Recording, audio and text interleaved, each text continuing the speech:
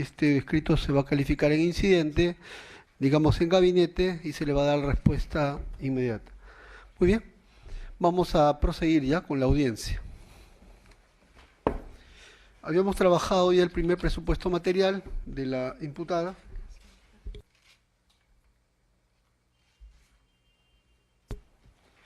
Muy bien. El otro punto que antes de continuar era que el señor fiscal habría traído las copias ya para facilitarle. Sí, estaba pendiente respecto a la defensa de Pierre Figari y Ana Hertz, atendiendo de que quien se ha personado a la investigación fiscal es el abogado Abanto Verástegui y el señor abogado está ejerciendo defensa necesaria para esta audiencia. En todo caso, dejar constancia que se le notificaría a dicho abogado con el objeto de que no haya ningún tipo de cuestionamiento más adelante. El doctor Abanto indicó, me parece, a la... ¿no? Sí, muy bien. ¿Al doctor? ¿Quién va a estar a cargo de la defensa técnica del doctor Abanto? Sí, el doctor Abanto delegó la representación tanto en la doctora Arce como conmigo, ¿no? Entonces nosotros vamos a asumir la representación del Muy doctor bien, para que le alcancen en todo caso las copias, ¿ya? Pero el Ministerio Público no quería, decía que no... No, le está alcanzando. Ah, ya, perfecto. Le está alcanzando para que tengan conocimiento, la disposición. ¿Ya? Es respecto a cuántos imputados? 3, ¿no? Sí, sí. 3 imputados. A ver, me refiero... A ver, voy Los señores Bedoya Cámere y el señor Bedoya Cámere se le ha notificado ya en despacho fiscal porque en el día, en el desarrollo Muy del bien, día ha ido muy bien. Esto es respecto a el imputado Pier Paolo Figari, ¿sí? Para que le alcance, ¿ya? y Ana Hertz. Ana Hertz, también para que le alcance. Perdón, y Yoshiyama Tanaka. Y Yoshiyama Tanaka, ¿sí? Muy bien. No tenemos ya, digamos, están todos, ¿no? A ver, por parte del doctor de Silva Checa, su abogada, doctora. Por parte del doctor Abanto ya está el doctor Flores. Por parte de Bedoya Cámere, el doctor. Por parte de Tarazona, la doctora. Por parte de Paucará, la doctora. Yoshiyama Sasaki, la doctora. Mejía Leca. Y Bertini. Muy bien, estamos completos. Muy bien, hemos terminado ya, estamos tratando la situación jurídica de Tarazona. Adriana Tarazona Martínez de Cortés ya presentó el primer presupuesto material de la prisión preventiva y se va a correr traslado a la defensa técnica para que se pronuncie sobre el mismo. Adelante, doctora. Muchas gracias, doctor. Señor representante del Ministerio Público. Como cuestión previa, antes de empezar los argumentos de defensa a favor de la señora Adriana Tarazona Martínez de Cortés, esta defensa le comunica que considera que ha habido un adelantamiento de opinión de su despacho respecto a que ya se ha valorado negativamente diversos elementos de convicción de cargo presentados por el Ministerio Público que inciden directamente en mi patrocinada Adriana Tarazona de Cortés.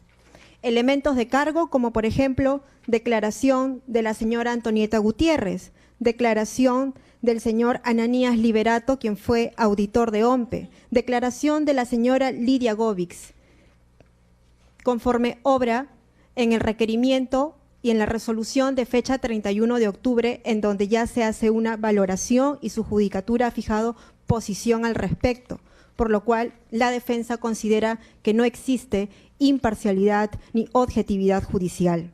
Sin perjuicio de ello, y como parte de los argumentos de defensa... Sí, doctora, pero céntrese en el punto, ¿no? Sí, sin perjuicio, es parte de los argumentos de defensa porque continuaré y empezaré a refutar cada uno de los elementos de convicción que ha presentado el Ministerio Público. Y parte de esos elementos de convicción son todas estas declaraciones que su despacho ya ha valorado y tiene posición.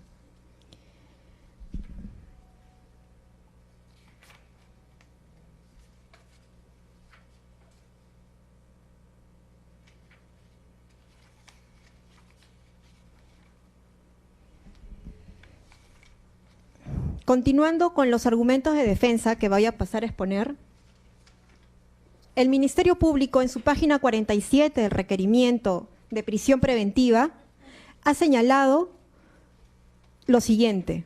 En conclusión, estos ingresos por actividades proselitistas del año 2010 por el monto total de 2.125.235.02 soles, en las cuales no se han identificado las personas que participaron en los cócteles, así como las personas que adquirieron los boletos de la gran rifa, nos permite inferir o sospechar que estas actividades en realidad no habrían podido recaudar tan importante suma de dinero. Señor juez, la imputación que incide sobre los eventos proselitistas como las rifas y los cócteles se apoyan en la siguiente afirmación. No fue posible identificar a las personas que adquirieron los boletos de las rifas, así como a las tarjetas de los cócteles, por falta de un registro individualizado. Ese es el dato objetivo que el Ministerio Público plantea como punto para sostener de que en los eventos proselitistas realizados en el segundo semestre del año 2010 se habría introducido supuesto dinero ilícito. Parte de ese dato. Según el razonamiento fiscal, en ambos casos, tanto en la rifa como en los dos cócteles, estaríamos ante eventos que encubrirían la obtención ilícita de fondos partidarios. Sin embargo, esta inferencia no tiene ningún respaldo ni en la norma electoral ni en los elementos de convicción recaudados en estos 14 meses de diligencias preliminares. Respecto a esto último, sobre los elementos de convicción recaudados en estos 14 meses de diligencias preliminares que han concluido, obra en la carpeta fiscal abundante información acerca del expediente que otorgó el permiso para realizar la rifa del Mininter, la UNAGI, facturas de impresión de talonarios y tarjetas, pagos de facturas del auto, documentos que indican contratación de tarimas, de bolos, servicios de sonido, actas que extendió el notario respecto a dichos eventos proselitistas, declaración del notario, declaración de testigos, acta de devolución de premios no reclamados al Ministerio del Interior, comunicado del Mininter al partido Fuerza 2011, en el cual se comunicaba que los premios no reclamados habían sido donados al IPD, diversos vouchers de depósitos correspondientes a rifas y cócteles. El Ministerio Público en ningún momento en su requerimiento fiscal ha planteado la negación de dichos eventos. Lo que plantea es que presume que se filtró dinero ilícito en esta actividad proselitista porque no se cuenta con una relación detallada, individualizada de las personas que adquirieron los 160.631 boletos de tickets a la rifa, 479 tarjetas y 180 tarjetas. ¿Qué dice la norma electoral? La norma electoral, vigente en la fecha de los hechos, que es el Reglamento de Financiamiento y Supervisión de Fondos Partidarios, en ninguno de sus artículos establece para ningún partido político la exigencia de individualizar a las personas que participen en el desarrollo de una actividad proselitista adquiriendo rifas, boletos o tarjetas. No es exigible a ningún partido político. Es más, dicha norma electoral al día de hoy ha sido modificada por una nueva normativa electoral, que es el Reglamento de Financiamiento y Supervisión de Fondos Partidarios, publicado el 9 de febrero de este año. Tampoco así lo plantea para ningún partido político. ¿Puede ser este un vacío normativo en materia electoral? Sí, pero de ningún modo era una exigencia para el partido Fuerza 2011 que el partido tenga la obligación de identificar a las personas que adquieren boletos de rifas y tarjetas. Es más, la propia normatividad electoral de la fecha establecía en su artículo 42 la excepción a la identificación de quien aporta en actividades de financiamiento proselitista. La norma dice, en caso no se pueda identificar a los aportantes que financian la organización y desarrollo de actividades proselitistas, el monto de sus aportaciones no podrán exceder en su conjunto al tope de 30 UITs al año. Pero ¿cómo el Ministerio Público infiere un hecho ilícito a partir de un dato no exigible por la norma específica en materia electoral. Se basa en una observación, que más que una observación es un comentario que realizó la inspectora Lidia Govics en su oportunidad. En el informe técnico /EE.GG-2011 número 006-GSFP/OMPE del 24 de febrero del 2011, la inspectora Lidia Govics Morales evaluó y supervisó estos 3 eventos proselitistas. Para ello, no solo revisó documentación, sino que realizó una inspección in situ al local del partido. Producto de esta visita y de esta inspección regular de supervisión a los partidos políticos por el tema del financiamiento de campañas, dicha inspectora señala, respecto a la gran rifa pro fondos campaña político Fuerza 2011, dice, se verificó la venta de 160.631 boletos a 10 soles cada una, que representó un ingreso bruto de 1.606.310 nuevos soles. Los ingresos provenientes de la venta de boletos de la rifa fueron en efectivo y están respaldados por los informes de los encargados en cada comité departamental, los cuales fueron revisados selectivamente.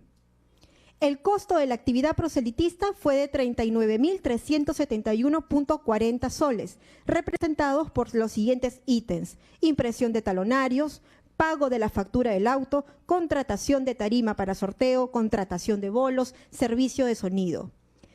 Señala la auditora, se revisaron los documentos sustentatorios de los gastos incurridos, incluidas las adquisiciones detalladas en el párrafo anterior.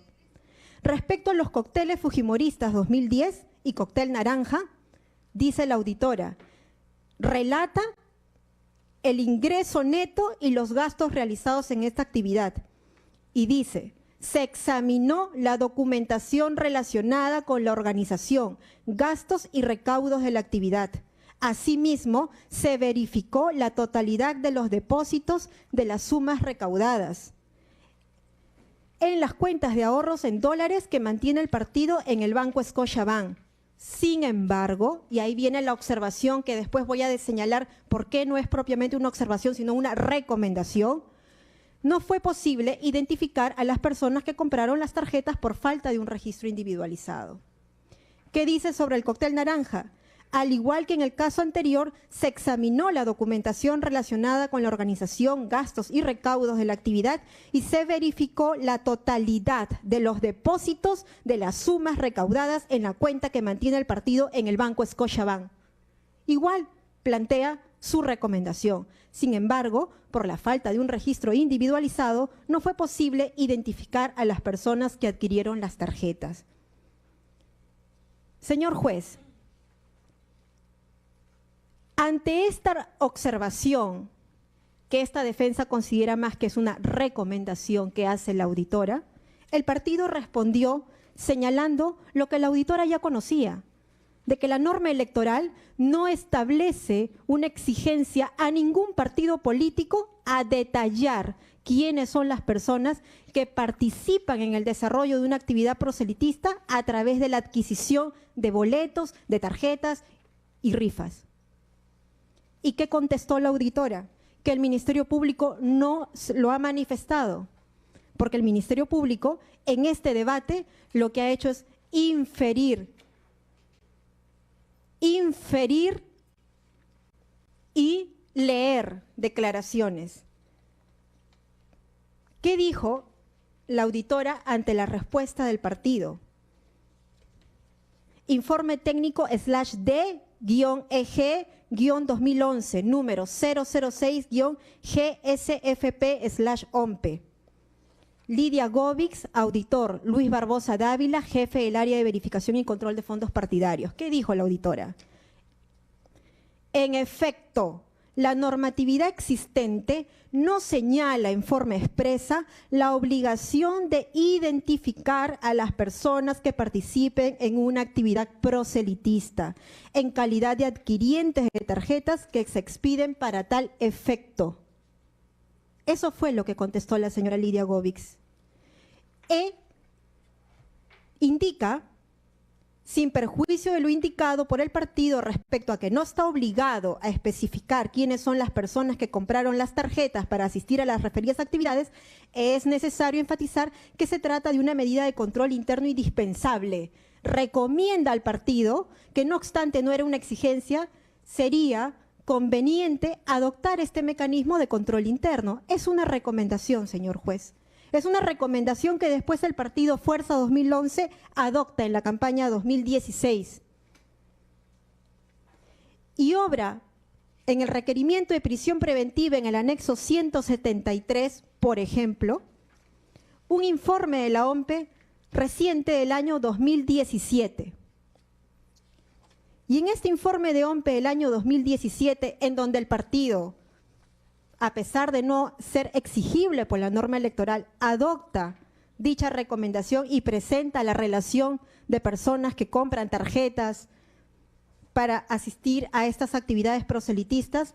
¿Qué dice el informe de la OMPE en el año 2017 por nuevas autoridades de la OMPE? Finalmente, dice 3.6, de acuerdo al reglamento de financiamiento de supervisión de fondos partidarios, la relación de asistentes proselitistas no es un requisito que deba presentar las organizaciones políticas, solo se exige el resultado de las mismas.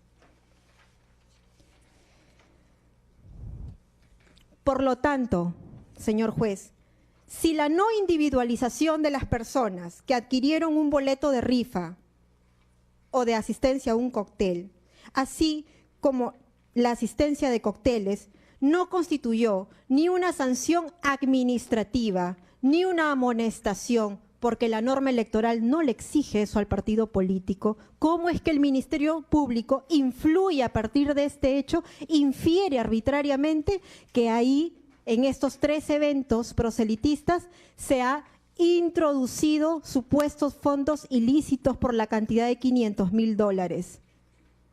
¿Cuál es el dato objetivo que tiene el Ministerio Público para inferir esto? Ninguno. De acuerdo a un razonamiento objetivo de la valoración indiciaria, para concluir si dichos eventos pudieron recaudar presunto financiamiento ilícito, el Ministerio Público le ha presentado un dato, que es la no identificación de las personas que adquirieron los boletos y las rifas, pero ese dato no es consistente porque la norma no lo exige.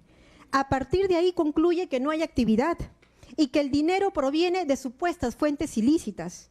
De este lado, señor juez, le estamos presentando datos objetivos basados en informes de la OMPE suscritos por la misma auditora. Pero no solo eso.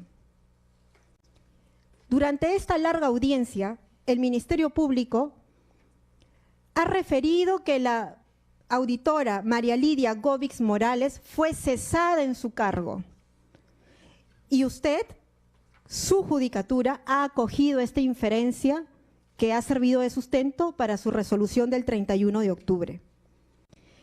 Inferencia que ha concluido que a partir de que la señora Lidia Govics no fue renovada en su contrato, ella habría sido presionada por el partido político ante la observación que habría realizado, y que es el partido político entonces que influye en los funcionarios de la OMPE, se ha coludido con los funcionarios para no renovarle el contrato a la señora Lidia Govics. Esta es la inferencia totalmente subjetiva a la que ha planteado el Ministerio Público y que su judicatura así lo ha relatado en su resolución del 31 de octubre.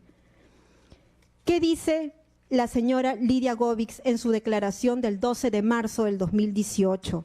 Respuesta a su pregunta número 11. Para que diga, si para efectuar su trabajo de auditora al partido Fuerza 2011 recibió algún tipo de presión o de algún tipo de amenaza de manera directa o por intermedio de terceros a efectos de aprobar la autoría que desarrollaba. Dijo, no, ninguno.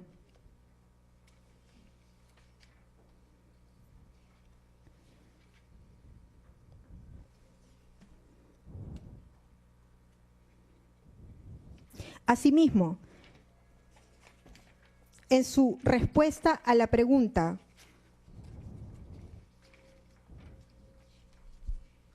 número 47, para que diga, con relación a su respuesta anterior, ¿cuándo correspondería se imponga una sanción por incumplimiento de la ley de partidos políticos? Dijo, corresponde conforme a lo establecido en el reglamento tal y como se precisa en el artículo 79, 80 y 81 del reglamento de la ley de partidos políticos, lo que en mi caso no correspondía porque no identifiqué situaciones susceptibles de sanción. Eso es lo que declara la señora Lidia Govics y que el Ministerio Público no le ha alcanzado para que usted tenga una mejor valoración.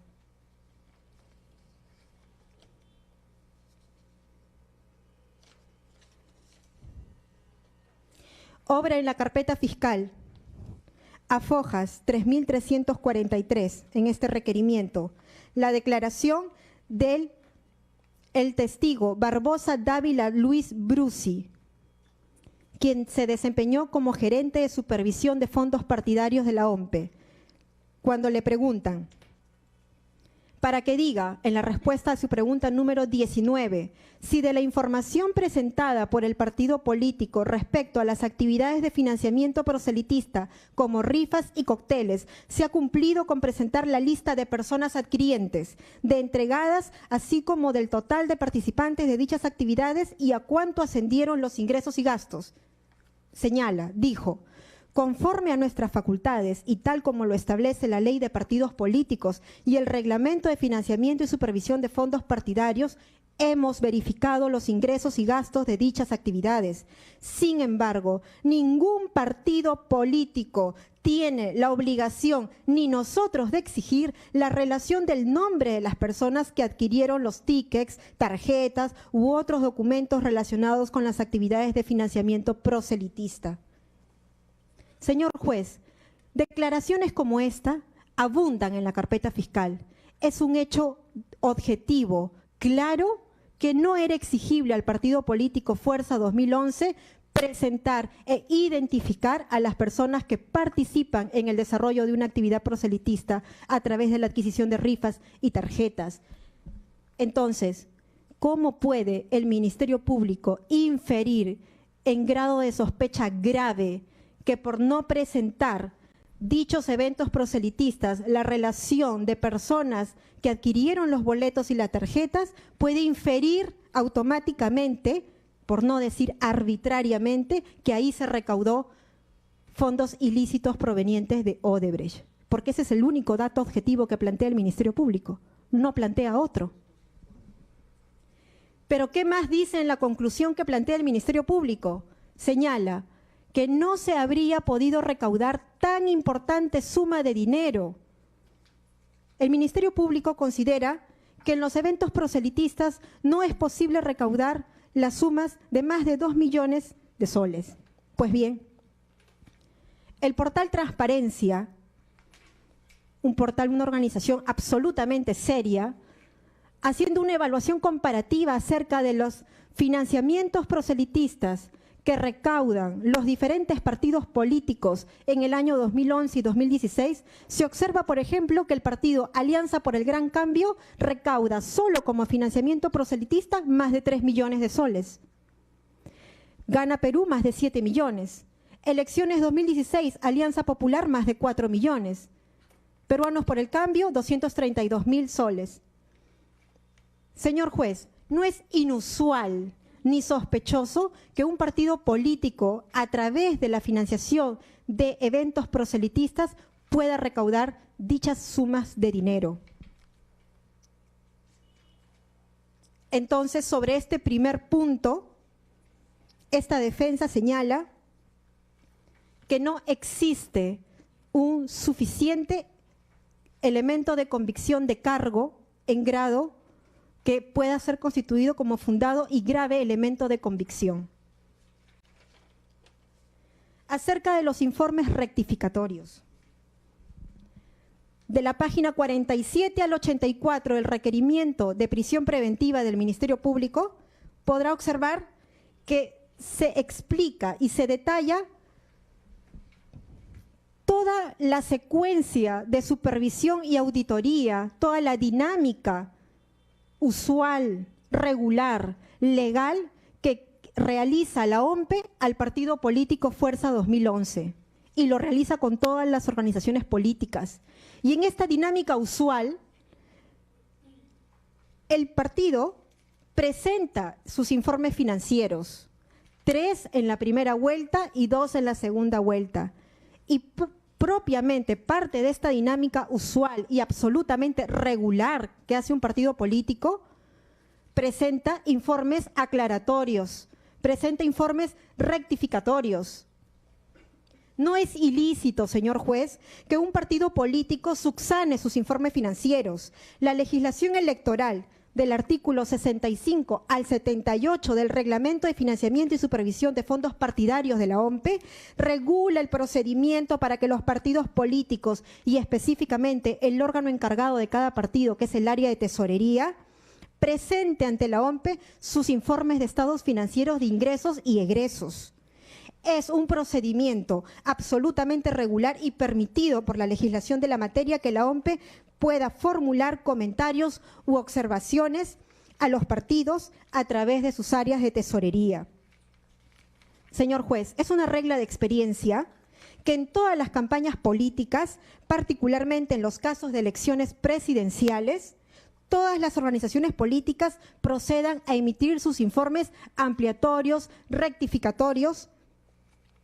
Por lo tanto, inferir que los informes constituyen de por sí elementos de convicción en grado de alta probabilidad para el ocultamiento de presunto dinero ilícito es de por sí arbitrario y constituye una inferencia perniciosa, alejada de la realidad y de la práctica usual propia de una campaña presidencial.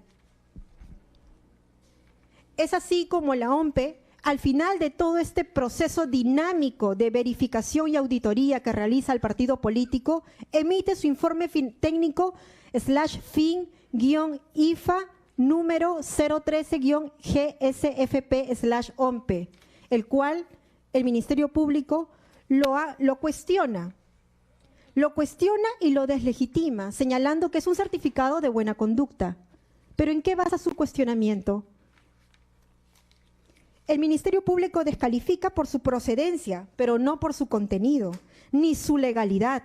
¿Acaso este informe final de la OMPE, final para el partido político, fue realizado de forma fraudulenta? ¿Cuáles serían los supuestos de ilicitud para descartar la validez de dicho informe?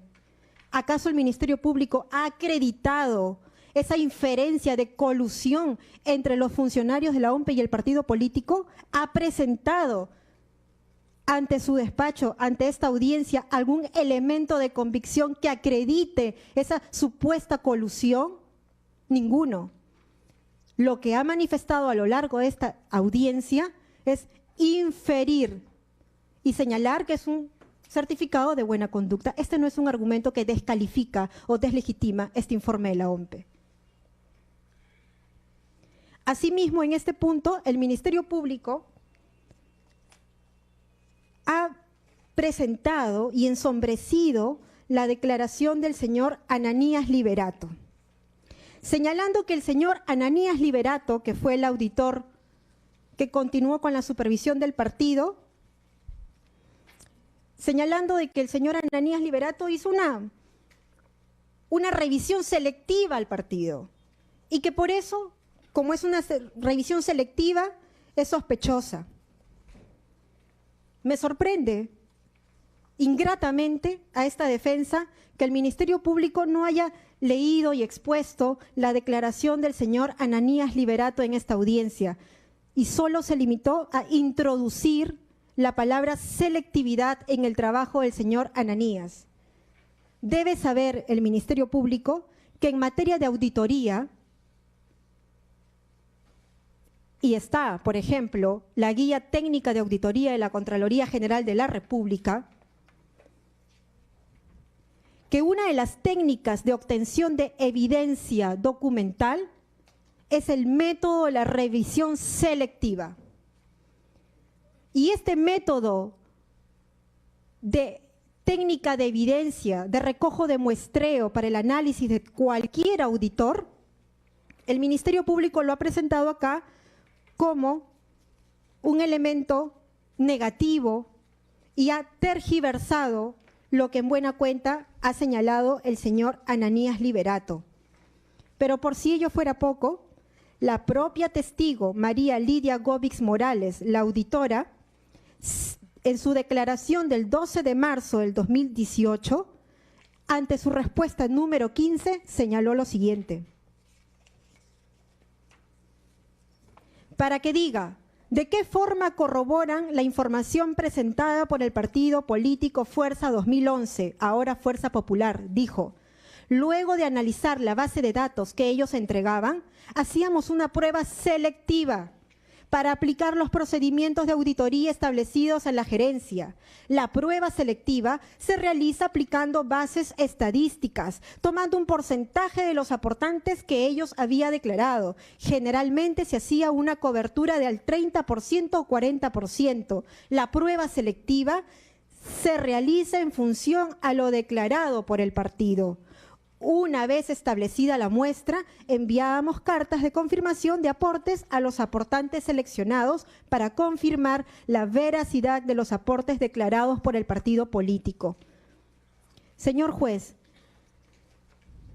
este dato es muy importante porque en la resolución del 31 de octubre usted se ha pronunciado, se ha adelantado sin haber escuchado esta defensa y ha valorado negativamente la declaración del auditor Ananías Liberato, señalando que actúa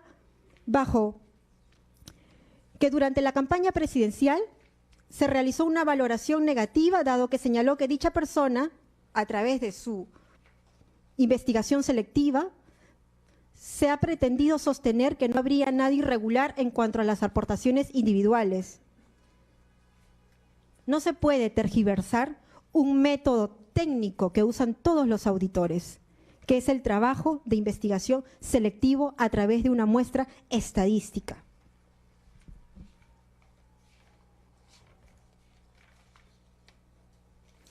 Acerca de la información bancaria remitida por el banco Scotiabank y que en el Ministerio Público ha considerado en su página 84 a 118 el requerimiento de prisión preventiva como supuestos indicios de ocultamiento del activo. El Ministerio Público ha presentado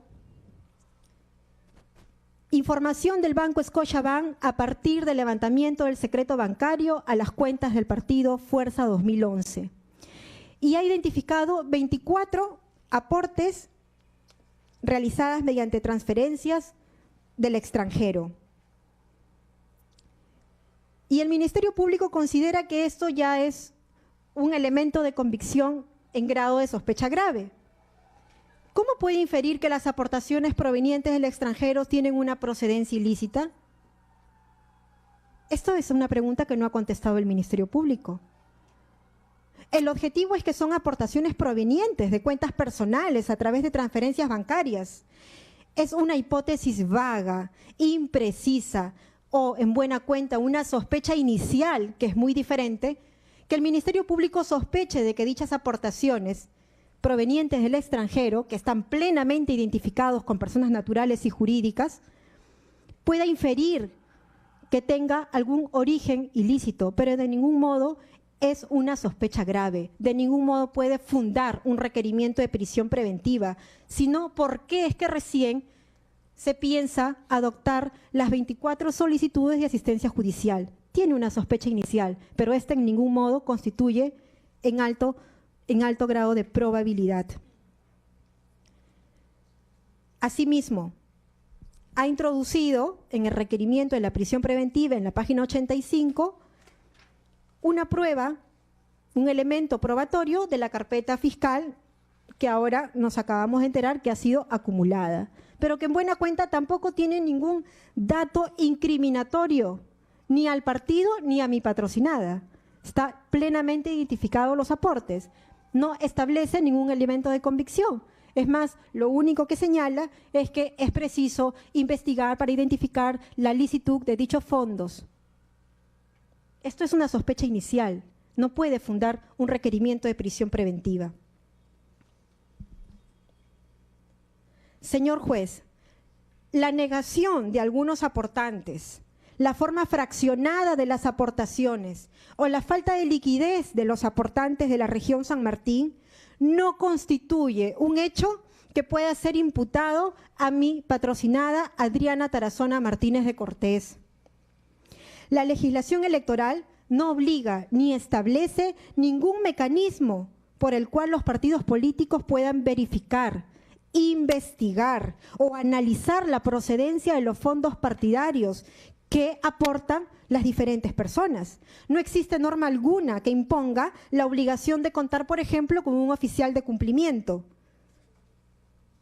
¿Cómo la señora Adriana Tarazona se le puede vincular a la actividad o al comportamiento individual de cada aportante?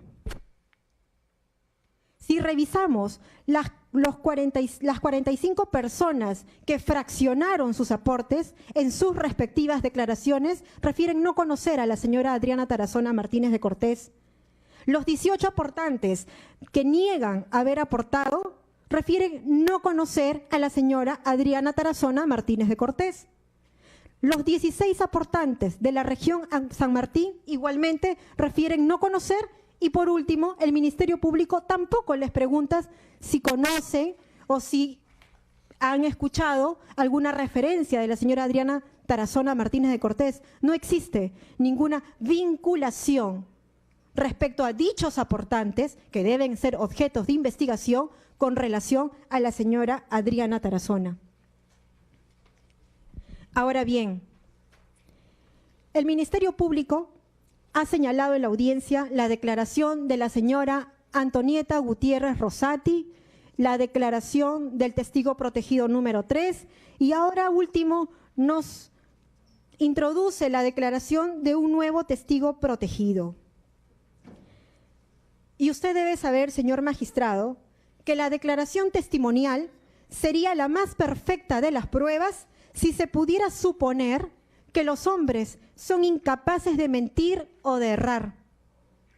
La experiencia, por desgracia, demuestra que es la más falible y la más débil de las pruebas, razón por lo que se hace exigible que la misma sea corroborada. La declaración de la señora Antonieta Gutiérrez de Rosati presenta serias inconsistencias e inexactitudes. La señora señala, por ejemplo, que renuncia al partido Fuerza 2011 y a su cargo de tesorera titular debido a que observó malos manejos administrativos. Declaración del 12 de octubre del 2018 en su respuesta a la pregunta número 6. Igualmente en su declaración del 14 de octubre del 2018 en su respuesta a la pregunta número 3. Sin embargo, señor juez, eso no es cierto y es muy verificable. La señora Antonieta Gutiérrez de Rosati no renuncia al partido o a su cargo de tesorera titular porque observó malos manejos. Ella renuncia a su cargo de tesorera titular porque postula al Congreso, postula como congresista con la lista y el número 34. Así consta en su declaración del 4 de enero del 2018. A la pregunta número 31 y en su declaración del 26 de junio del 2018 en la pregunta número 6. ¿Cuál es la razón que la señora cambia su versión?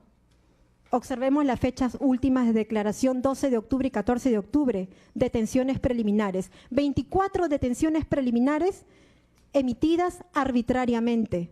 Y ante ese temor fundado de la señora Antonieta, cambia su versión y señala que habría dejado el cargo de tesorera titular por supuestos malos manejos administrativos. Asimismo, la señora presenta una seria inconsistencia respecto a las funciones que ella ejercía como tesorera titular. En su declaración del 4 de enero del 2018 a la pregunta número 6 y 31, la señora Antonieta Gutiérrez afirmó que ella era quien recibía todas las facturas y boletas de los egresos del partido, así como la información bancarizada de los aportes, encargada de la emisión y entrega de los recibos. El 12 de octubre, El Panorama, 24 detenciones preliminares, señala a su pregunta número 3, segundo párrafo, señala: mi función principal como tesorera fue el desarrollar un sistema corroborable y fidedigno para elaborar los informes a la OMPE. Todas las funciones relacionadas a pagos y recepciones de aportes estaban bajo responsabilidad única y exclusiva de la señora Adriana Tarazona. Es evidente el temor fundado de la señora Antonieta Gutiérrez de no querer verse involucrada en una investigación en donde el órgano de persecución penal ya había solicitado 24 detenciones preliminares. Antonieta Gutiérrez organizó el área de tesorería. Es cierto que la señora Adriana Tarazona haya ejercido el cargo de tesorera suplente o titular desde el año 2009, pero también es cierto que quien organizó el área de tesorería y el área contable desde sus inicios fue la señora Antonieta Gutiérrez. En su declaración del 12 de octubre del 2018 a la pregunta número 27 señala: fue su persona quien solicita e incorpora al señor Herrera Mariños, contador del partido, para que lleve la contabilidad del partido. El señor Herrera Mariños, al igual que el señor Wenceslao Bonifaz, ambos son personajes que trabajaron durante años en el área de contabilidad del partido, personal de confianza de la señora Antonieta Gutiérrez Rosati. Fue ella quien los trajo al local del partido a trabajar en dichas áreas. Fue ella la que organizó el área de tesorería. Desde sus inicios, señala, declaración 12 de octubre del 2018, a la pregunta número 6, mi persona le pide al señor Herrera Mariños para que nos apoye en el área contable. Señor juez, una inconsistencia en la declaración de la señora Antonieta Gutiérrez Rosati es señalar que la señora Adriana Tarazona era contadora de profesión. Falso. La señora Adriana Tarazona no es ni contadora ni economista de profesión. Por eso nunca pudo asumir el cargo de tesorera titular. El cargo de tesorera titular del partido siempre estuvo encargado a otra persona, en este caso la señora Antonieta Gutiérrez, hasta el 2010, posteriormente la señora Cecilia Maxuno.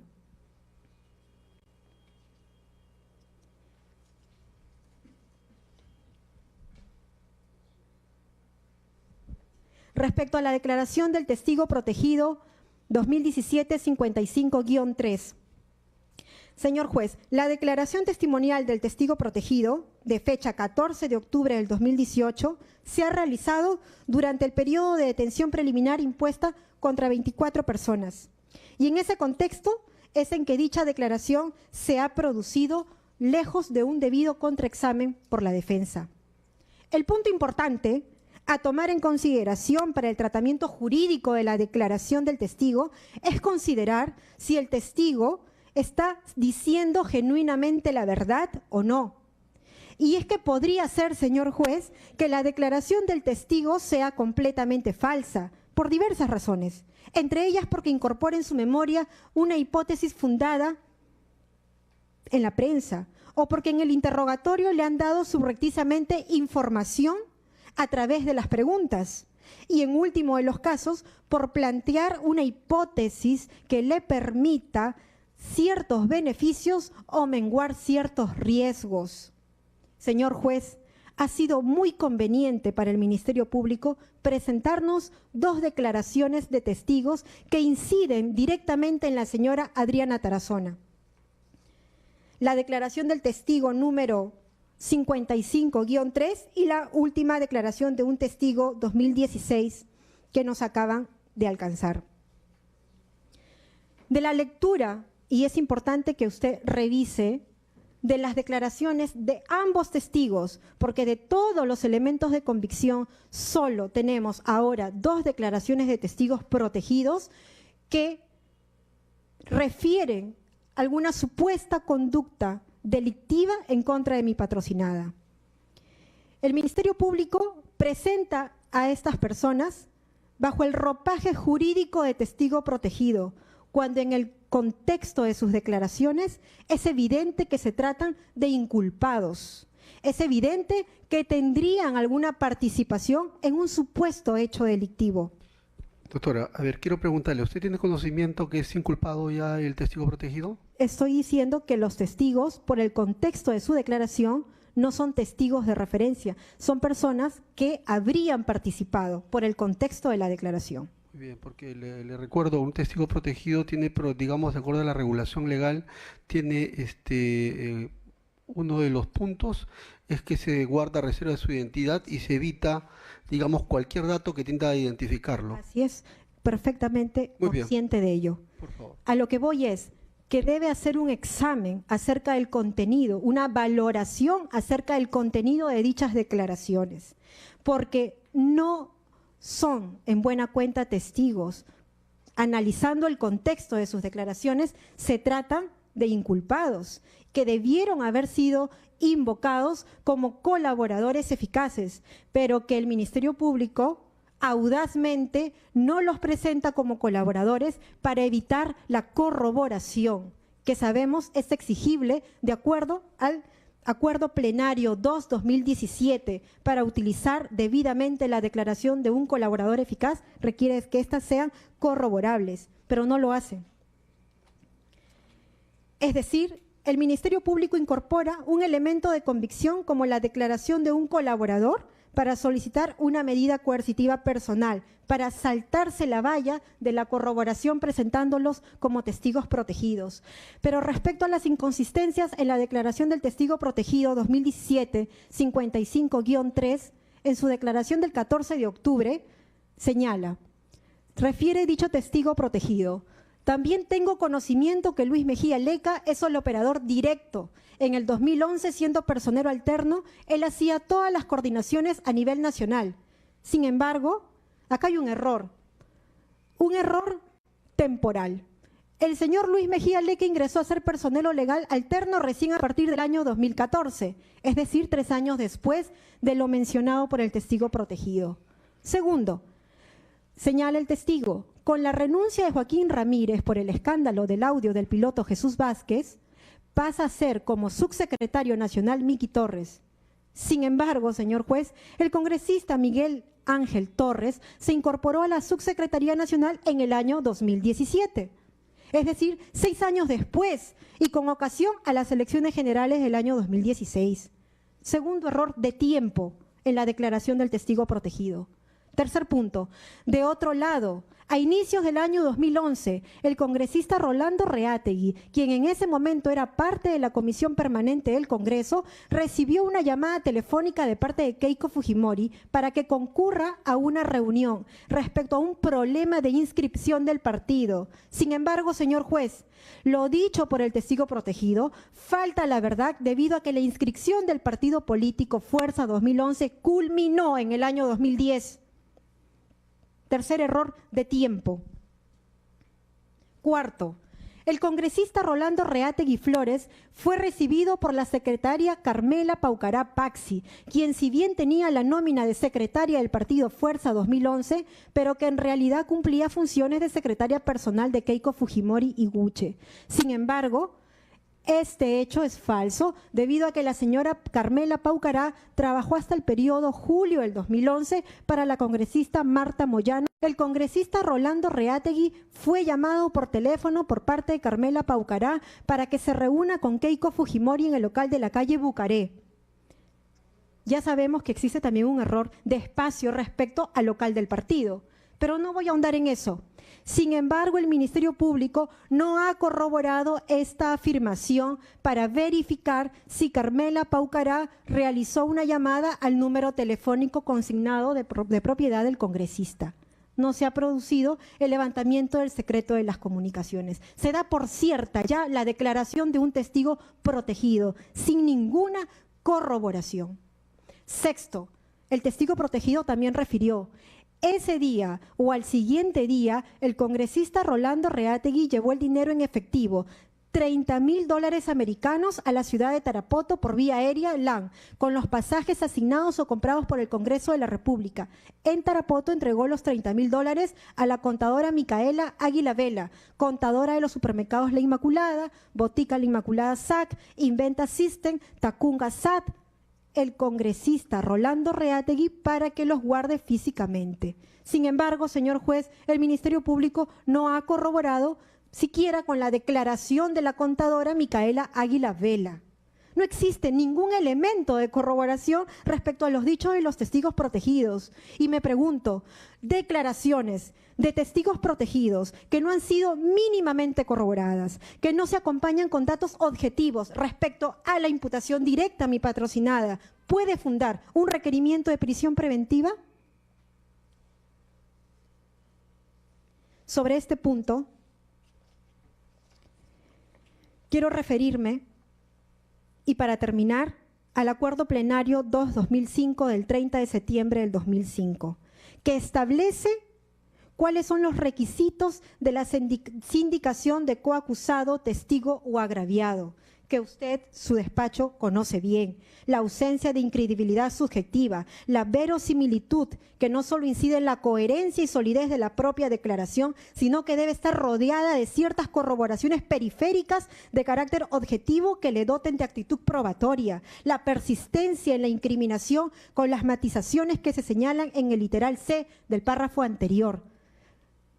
Esta defensa sabe bien que el Ministerio Público va a decir que este acuerdo plenario 2-2005 del 30 de septiembre no es aplicable al presente caso porque no es una prueba, es un elemento de convicción de cargo, no estamos en juicio. Sin embargo, señor juez, siguiendo la misma lógica que se ha establecido en la casación Moquegua para valorar la prueba indiciaria, a través del recurso de nulidad, que es una ejecutoria vinculante, que estableció las reglas para analizar adecuadamente y valorar los indicios, en igual sentido, tratándose de declaraciones que tienen cierta fuerza incriminatoria, debería existir también las mismas reglas de valoración para saber si dichas testimoniales pueden fundar un requerimiento de prisión preventiva o no. He concluido, señor magistrado. Muy bien, vamos a la réplica, ¿ya? Creo que vamos a trabajar sobre una base de 10 minutos, ¿ya?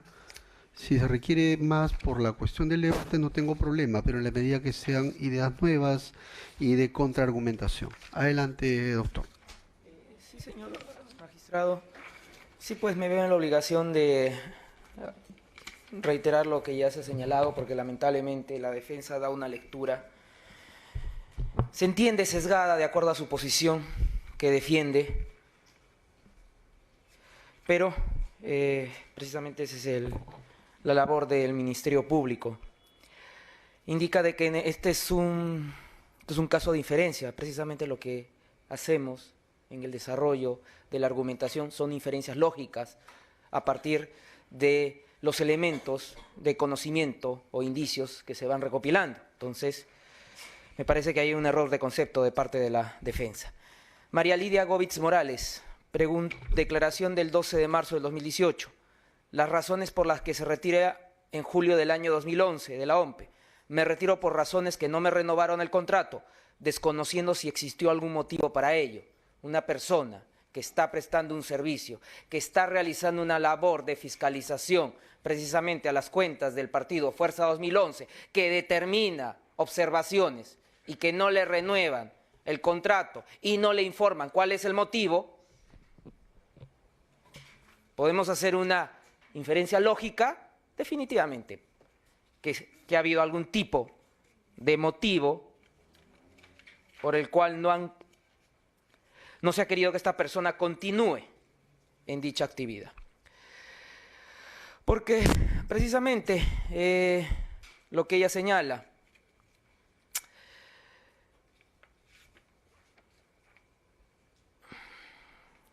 debe señalar, por ejemplo, señala en esa misma declaración, pregunta número 21.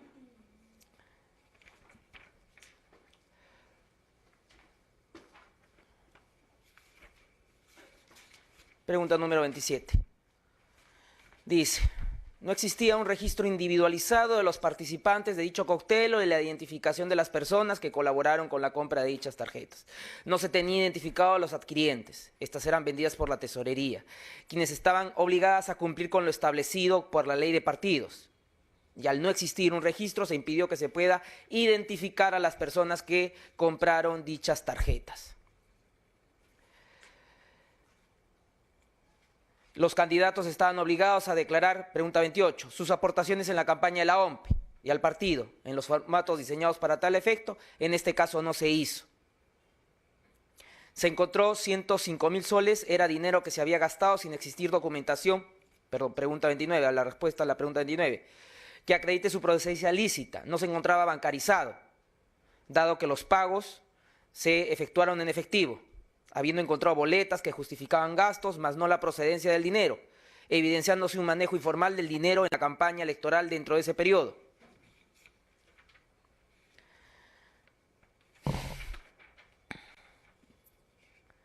Pude observar, pregunta la respuesta 31, pude observar que los talonarios enumerados se encontraban vacíos, lo que me pidió identificar a las personas que compraron dichos boletos. Pregunta 33. Considero que el partido político Fuerza 2011 ha tenido un control interno débil, no ha tenido un sistema de control interno adecuado. Considero que esas dos líneas que se indica se ha faltado puntualizar más, pues veo que no es claro.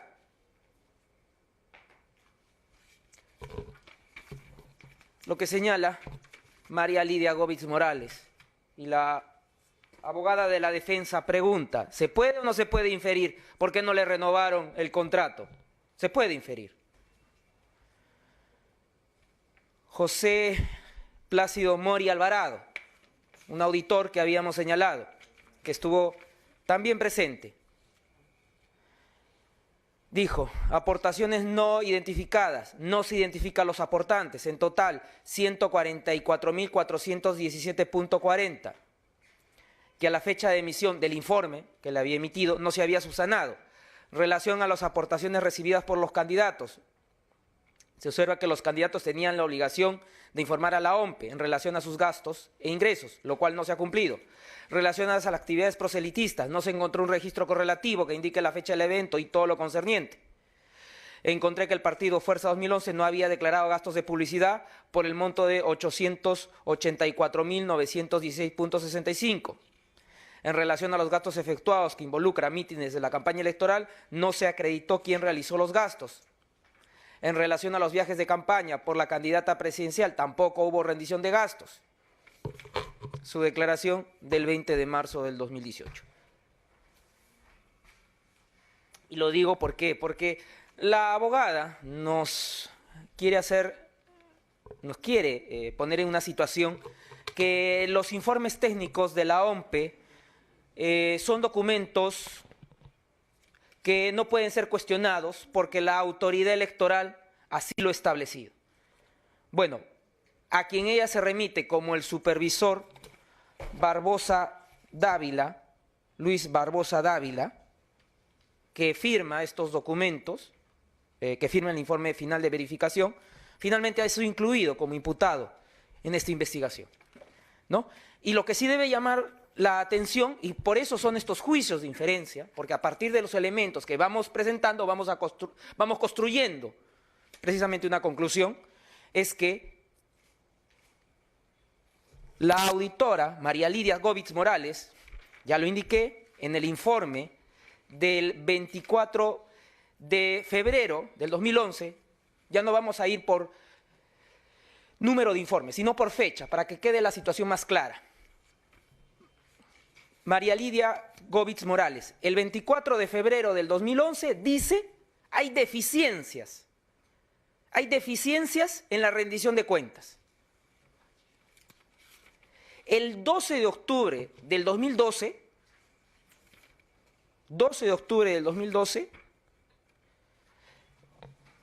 Ananías Liberato Falcón dice, el partido en el informe 014, GSF-OMPE, 12 de octubre del 2012, dice, el partido ha contraído deudas superiores a su capacidad de pago, poniendo en peligro su estabilidad financiera al haber acumulado pasivos por la suma de 5.074.690.63. Lo que dije en la presentación en los PowerPoint.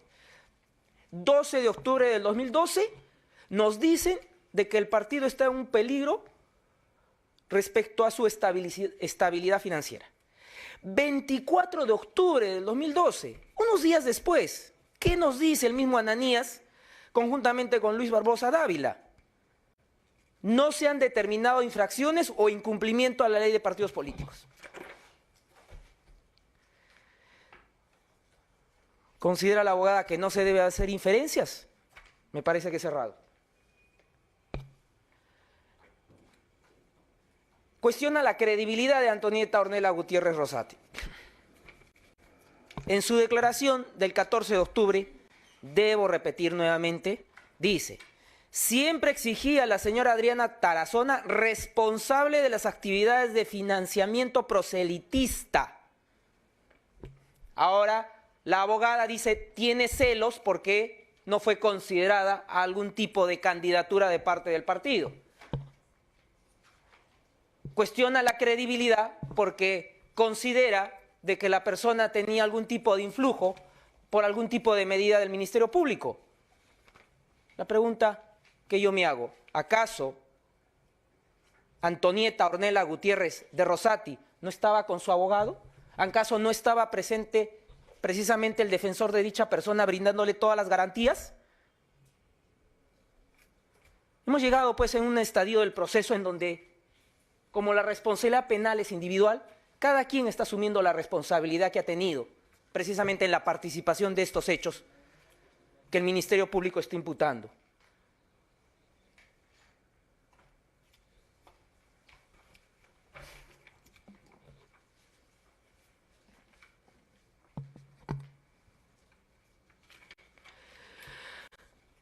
Ha señalado que el Ministerio Público audazmente, porque fue el término que ha utilizado, no ha considerado a los testigos protegidos como imputados.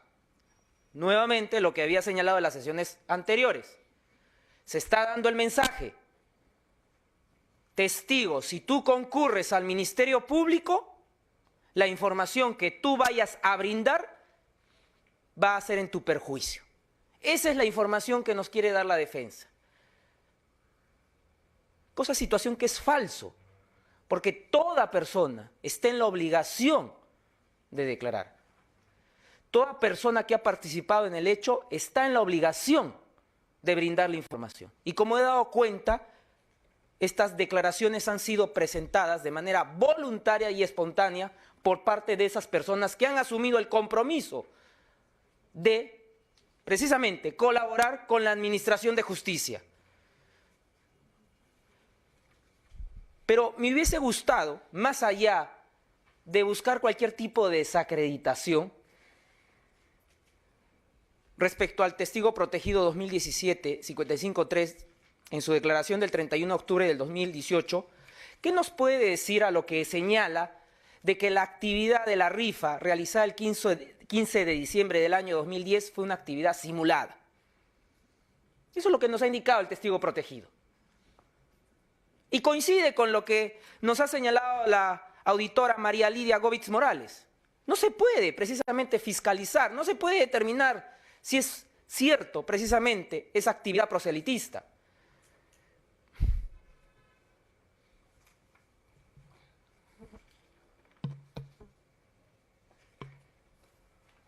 Y en efecto, el testigo protegido 2016-12-3, que lo hemos presentado recientemente, el 31 de octubre del 2018, nos habla, pues, que esta modalidad en donde participa Adriana Tarazona Martínez de Cortés consiste para encubrir aquellos aportes indebidos que recibe el partido, ya no solo para el año 2011, sino también para el año 2016. No hemos recibido respuesta por parte de la abogada porque ya no es una persona a la cual, según la abogada, puede haber inconsistencias. Y estamos hablando, Antonia Gutiérrez Rosati, estamos hablando, la auditora, estamos hablando, 2 testigos protegidos.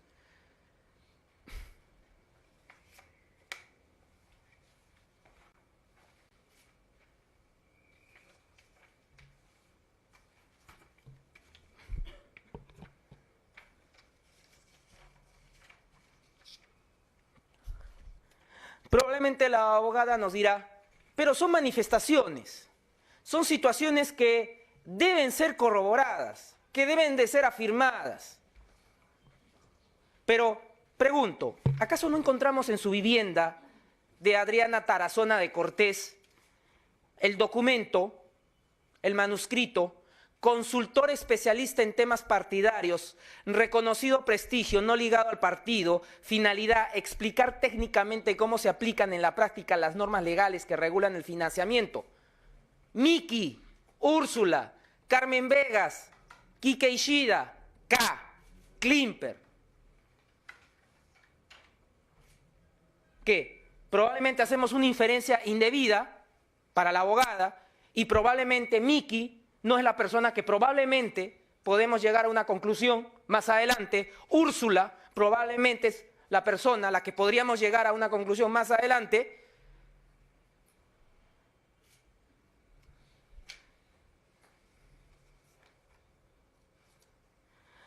La abogada dice que el Ministerio Público se equivoca porque el auditor Ananías Liberato ha aplicado un método de técnica de evidencia selectiva. ¿Cuál método de evidencia selectiva? Si lo que está señalando precisamente todas las fuentes de información nos están indicando de que esto fue un fraude.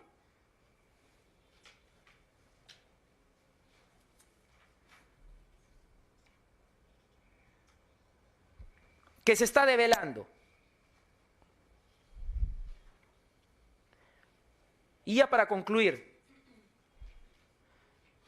cuestiona algo que no entiendo por qué hace una defensa respecto a su coimputada o de la coimputada Carmela Paucará.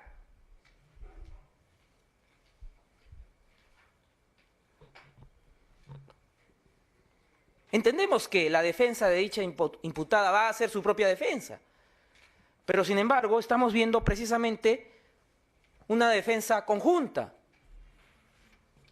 Y eso es lo que he venido denunciando durante el desarrollo de estas audiencias. Eso sería todo respecto al primer presupuesto procesal.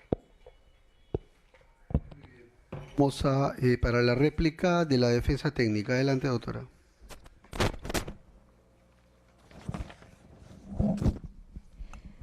Señor juez, solamente voy a hacer mención a 3 puntos, mejor dicho a 4. Primero, usted bien conoce que no se puede concluir que se cumple el artículo 268.a sobre graves y fundados elementos de convicción, este primer presupuesto, con lo que ha postulado el Ministerio Público en base a hechos o ciertos componentes fácticos que responden a una sospecha inicial, no a una sospecha grave de fundados elementos de convicción para la señora Adriana Tarazona Martínez de Cortés. 2. No se cumple con la exigencia jurisprudencial en materia de indicios. No se identifican datos objetivos. La ejecutoria vinculante, recurso de nulidad números 1912-2009 Piura del 6 de septiembre del 2005, establece que las sospechas, las conjeturas, las subjetividades no pueden conceptualizarse como indicios, no pueden fundar un requerimiento de prisión preventiva. Por el contrario, señalan, los elementos para valorar indicios y la inferencia lógica deben cumplirse las siguientes reglas. 1.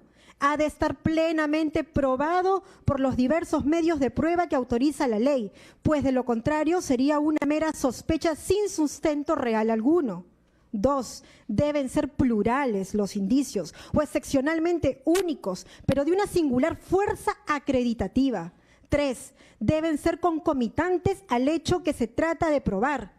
4, deben estar interrelacionados cuando sean varios, de modo que se refuercen entre sí y que no excluyan el hecho consecuencia. El Ministerio Público ha planteado el documento manuscrito encontrado en la diligencia de allanamiento en la casa de mi patrocinada. Lo ha mencionado. En ese documento, que se lo puedo presentar,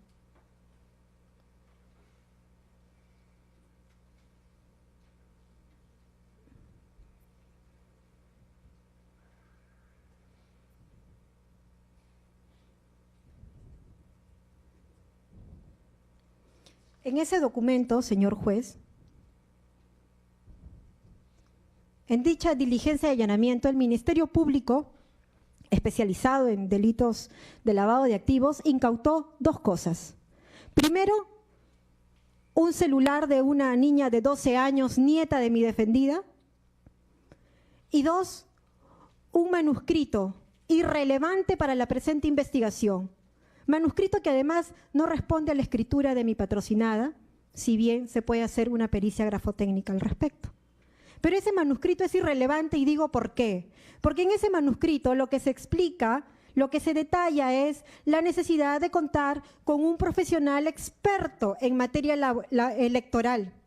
Experto para que explique, porque si no se comprende la normatividad electoral en su conjunto, si no se comprenden las declaraciones de los diferentes testigos, de la propia auditoria Lidia Gómez, del gerente de supervisión de financiamiento de fondos partidarios de la OMPE, si no se comprende ninguna declaración, entonces habría que presentar algún informe jurídico de alguna persona especialista en materia electoral que dé cuenta de la interpretación de la norma por el cual se establece que a los partidos no les es exigible presentar listas de personas que compran una tarjeta, una rifa.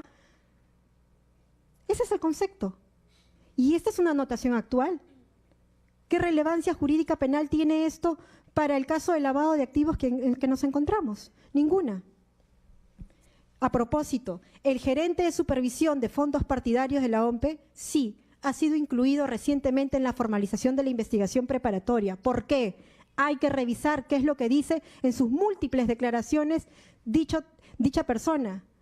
Siempre, coherentemente, ha manifestado que el partido político no tenía la obligación de presentar un registro individualizado porque la norma no lo establece y todos los auditores están en la misma línea.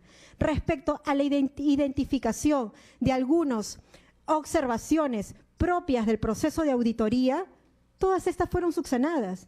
Y obviamente, cuando el Ministerio Público pregunta a través de los informes parciales que emite la OMPE sobre tal observación, los auditores responden, pero todo ese proceso concluyó y todas las observaciones fueron levantadas.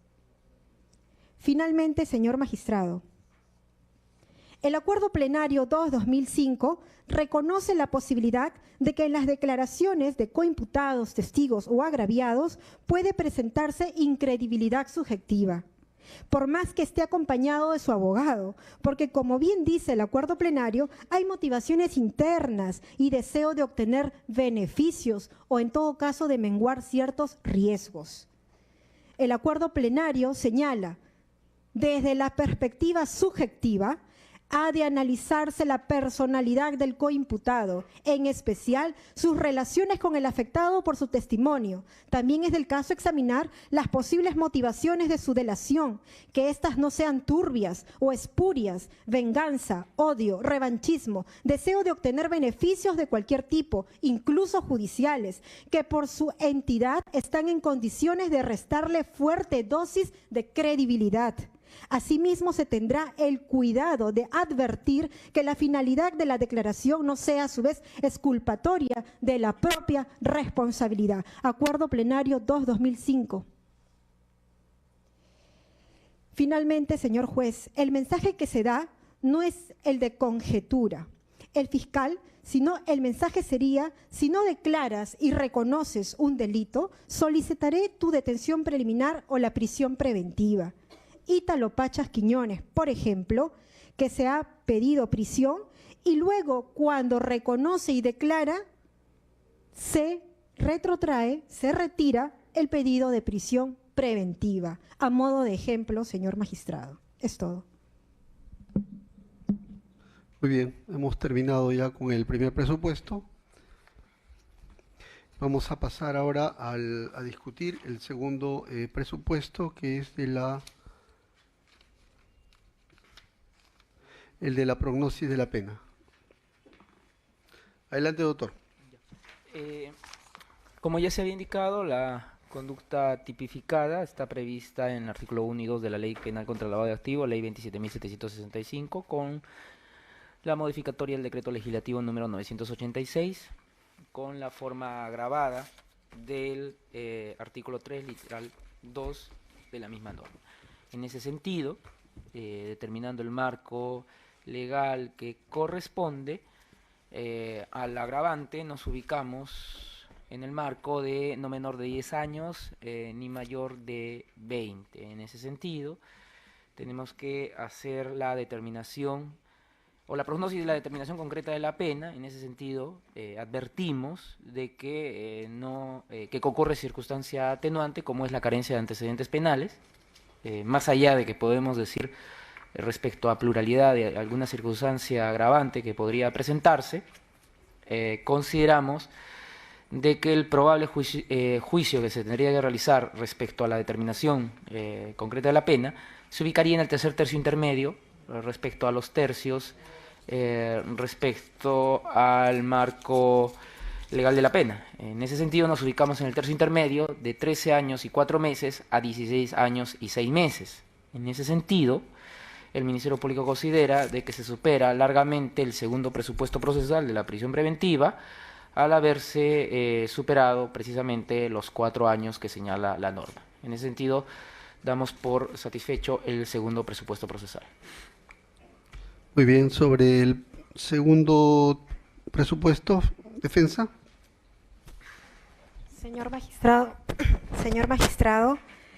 en la medida que este presupuesto se encuentra directamente vinculado al primero, sobre que existen fundados y graves elementos de convicción para estimar razonablemente la comisión de un delito que vincula al imputado como autor o partícipe del mismo, esta defensa es de la postura que no existen, como ya he explicado, los suficientes elementos de convicción graves y fundados. Existe sospecha inicial, simple, para iniciar una investigación, pero en modo alguno que pueda fundar el requerimiento de prisión preventiva, de manera que no consideramos que sea evaluable el tema de la pena probable. Muy bien, creo que este tema está agotado ya. Vamos al tercer tema, peligro procesal.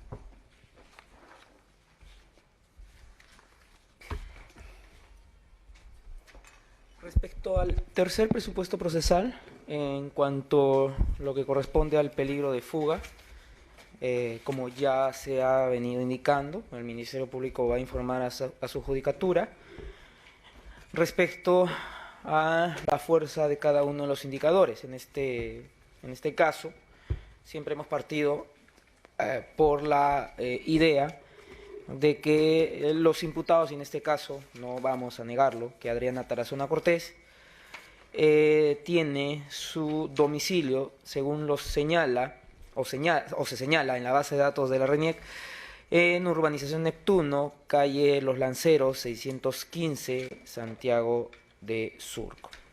Ahora bien, según la declaración de la persona, quien viene a ser su cónyuge, Hugo Guillermo Cortés Carrillo, presenta más bien otro domicilio, Los Civiles, Manzana B5, Lote 7, Ribera de Monterrico, La Molina. En ese sentido, podemos determinar dos domicilios, uno que corresponde a ella y otro que corresponde al cónyuge.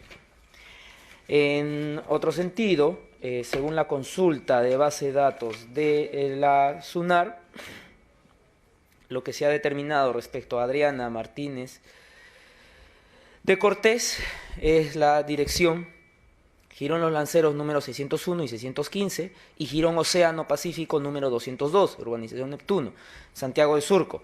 Circunstancia que consideramos será la defensa quien pueda aclarar precisamente la duplicidad de este domicilio respecto a lo que aparece en la base de datos de la RENIEC.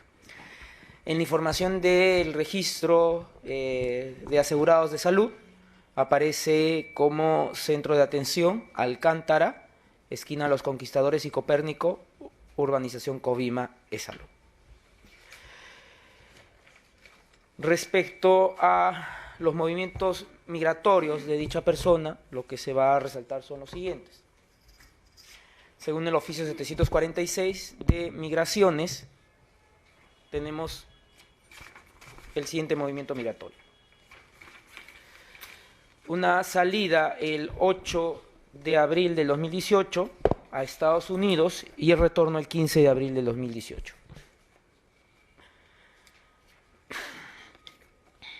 Una salida el 20 de septiembre del 2017 a Panamá y el retorno el 28 de septiembre del 2017 igualmente de Panamá. Ahora, acá dejo constancia de que a la imputada Keiko Sofía Fujimori Gucci registra también ese mismo egreso del país en esa fecha.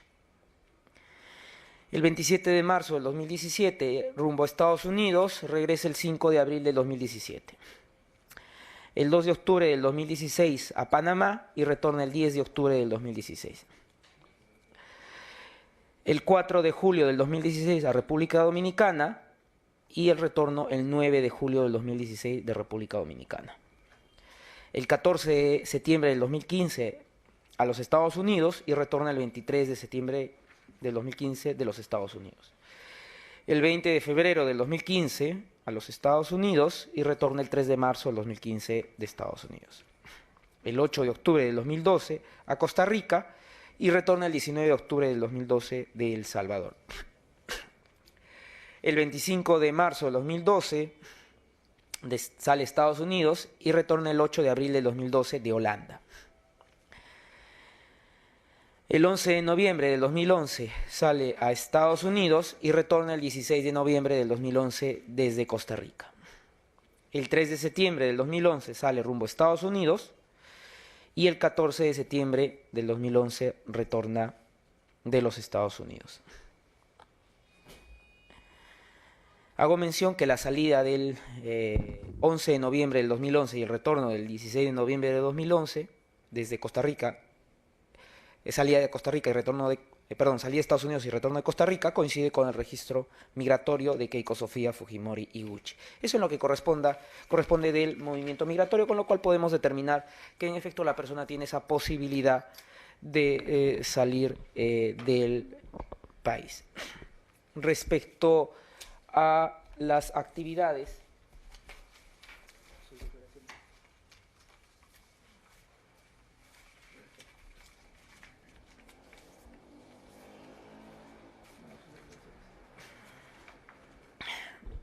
respecto a sus declaraciones, tenemos que decir que la persona ha señalado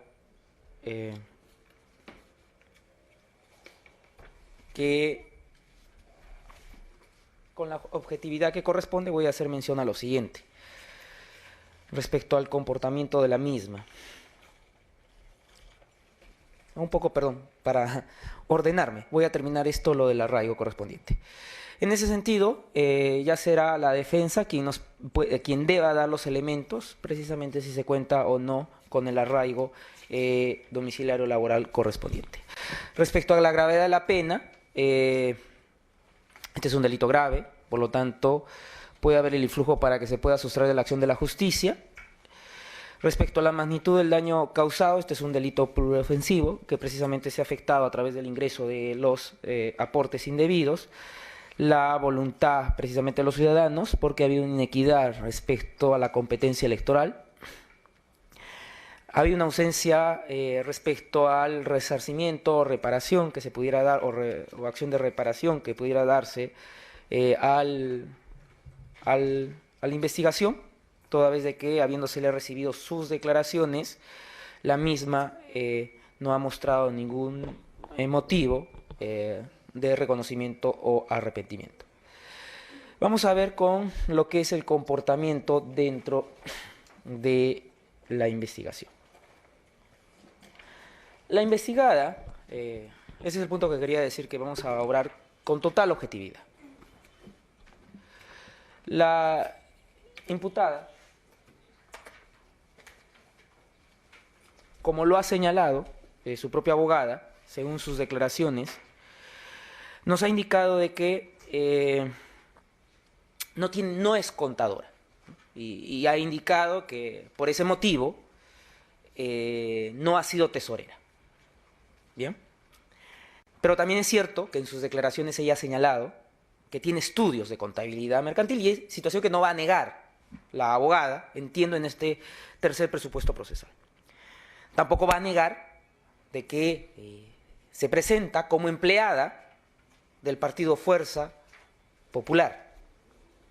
Esa es la actividad que ella ha manifestado en el desarrollo de la indagación. Ahora bien, ella ha indicado respecto a algún tipo de atención médica que sufre de hipertensión arterial, síndrome ansioso depresivo. Ahora, ¿por qué lo he indicado y quiero ser lo más objetivo al respecto? Porque esa ha sido una de las causales por las cuales no se han podido continuar precisamente los actos de indagación o de toma de declaración de dicha persona. Pero consta que en el informe 040-2018, DIRNIC PNP Barrulico Adiviac de Pines P4, elevado el 10 de octubre del 2018 por parte de la Policía Nacional del Perú, DIVIAC, que respecto a dicha persona se determinó lo siguiente: señora Adriana Bertinda Tarazona Martínez de Cortés fue intervenida a las horas 11:37 aproximadamente en circunstancias que se desplazaba a bordo de su vehículo A74354 por inmediaciones de la calle Las Ágatas, cuadra 1, frontis al condominio Golf de Camacho, Santiago de Surco, donde el mencionado vehículo fue entregado luego a su hija Cortés Tarazona. Lo decía en el sentido de que, según la situación médica alegada, y que entiendo que la defensa va a tratar de acreditar documentalmente, lo cierto es que el personal policial, al momento de ejecutar una resolución nula o carente de efecto a la fecha, pero lo cierto es que la persona se encontraba conduciendo una unidad vehicular, por lo cual podemos inferir que respecto a la alegación que nos ha indicado en sus declaraciones para no continuar con estas, probablemente hay ciertos indicadores que no sea todo cierto o que probablemente sea parcial lo manifestado. Respecto al comportamiento en el proceso, dejo constancia también la inconcurrencia a la declaración señalada del 4 de enero del 2018, por el cual se había citado a Adriana Tarazona de Cortés.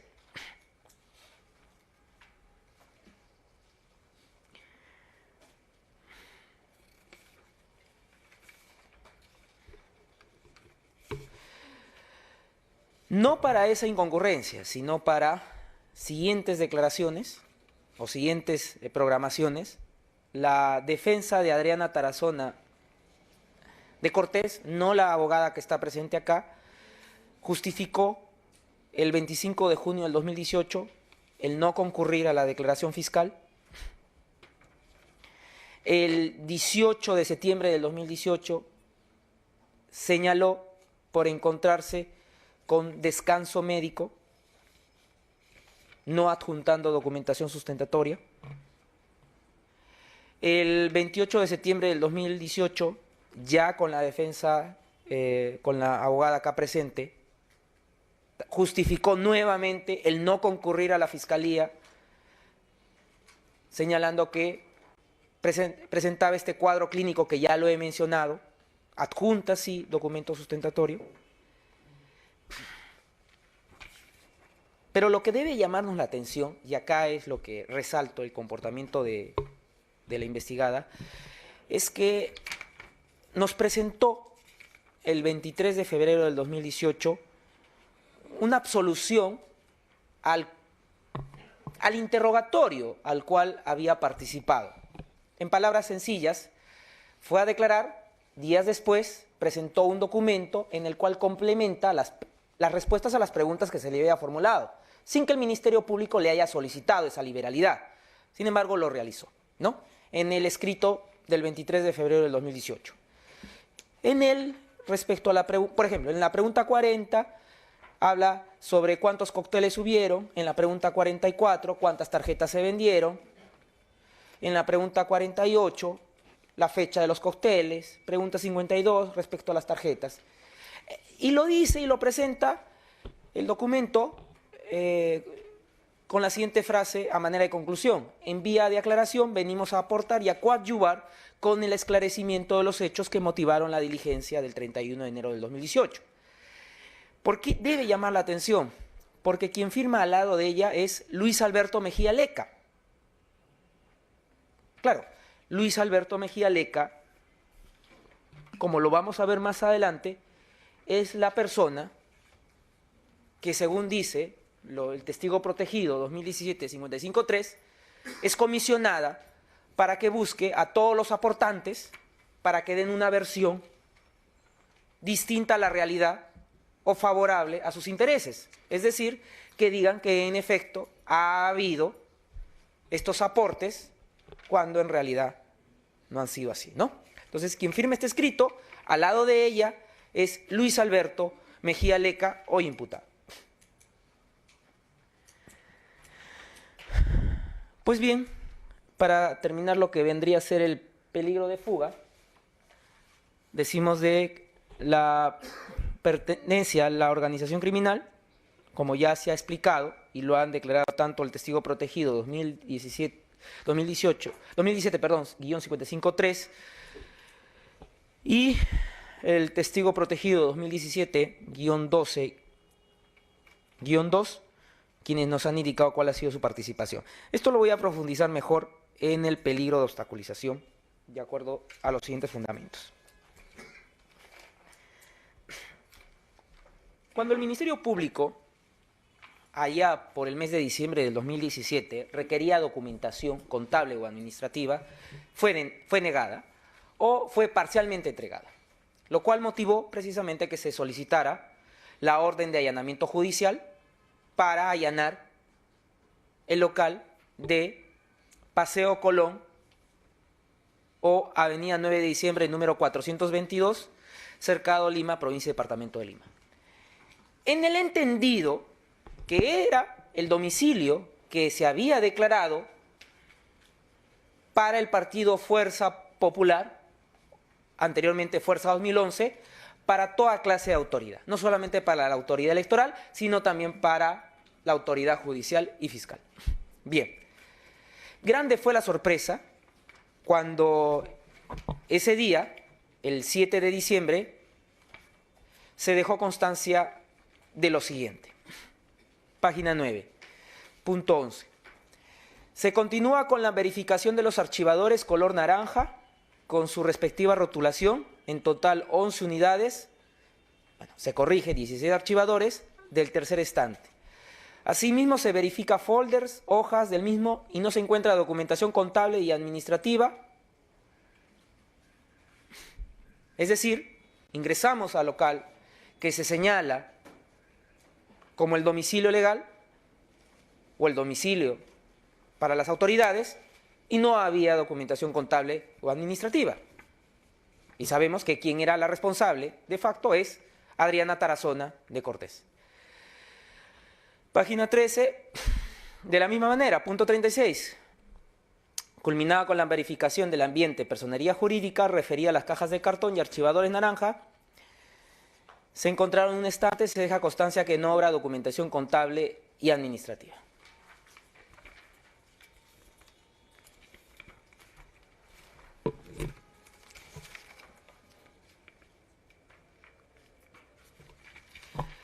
Y lo decimos porque en este aspecto, porque la documentación no se encontraba en Paseo Colón, sino en el domicilio de Girón los morochucos. Y no era una información que precisamente hubiese llegado por fuente pública, sino que el Ministerio Público, a través de su acción de indagación, determinó que en efecto en Girón Los Morochucos, número 140, urbanización Santa Constanza, distrito de Santiago de Surco, provincia y departamento de Lima, es ahí, en ese lugar, en ese inmueble, en donde Adriana Tarazona de Cortés guardaba, conservaba la documentación correspondiente a la campaña electoral del año 2011. Ahora bien, bajo la lógica y tomando los argumentos de la defensa, de que el testigo protegido 2017-55-3 ha evidenciado incoherencias respecto a los lugares en donde ha desempeñado o se ha desempeñado el movimiento Fuerza 2011, o en los inmuebles donde ha desarrollado su actividad, también podríamos concluir que para el año 2011 la documentación correspondiente a la elección general de dicho año debería estar almacenada en el local principal o en el local único, informado, es decir, el de la avenida Paseo Colón. Pero sin embargo, todo ello fue trasladado al último domicilio de los morochucos. Y en efecto, en el ambiente 14, segundo piso, se deja constancia que había una oficina de Adriana Tarazona Martínez de Cortés. Y en él, quien es presentada por su abogada como quien no es la contadora, porque no tiene el título de contadora, pero sin embargo conservaba archivadores de palanca con documentos de rifas 2011, archivador de palancas de documentos de rifa 2011, archivos de palanca con informes financieros del 2011, archivo de palancas, informes varios respecto a aportes, boletas y gastos de KFH y JRG, archivadores con documentos respecto a actividades del partido y documentos de Fuerza 2011. Precisamente, aquella persona a quien su defensa está presentando como que no tenía la capacidad o no tenía el título para ejercer la contabilidad, era la persona que estaba conservando la documentación que el Ministerio Público estaba buscando y estaba requiriendo, la documentación contable y administrativa del año 2011. Entonces, nótese que todo ese acervo documentario fue trasladado precisamente del local de Paseo Colón a este inmueble que no se conocía hasta esa fecha. También hay otros puntos que voy a resaltar.